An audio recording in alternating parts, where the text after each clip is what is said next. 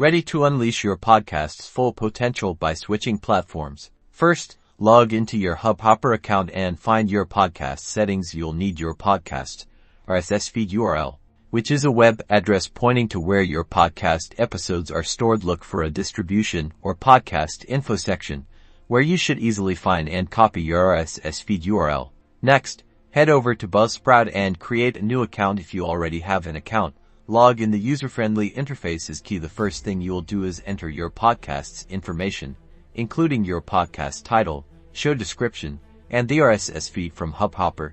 You'll want to find the option to import your podcast from another host. You will be guided through the process, and you will paste your Hubhopper RSS feed URL into the designated field. Buzzsprout will then import your podcast from Hubhopper, including past episodes. Now, configure your distribution settings. Buzzsprout will walk you through connecting to major podcast platforms like Apple Podcasts, Spotify, Google Podcasts, and others. Click on the platforms where you intend to distribute your podcast.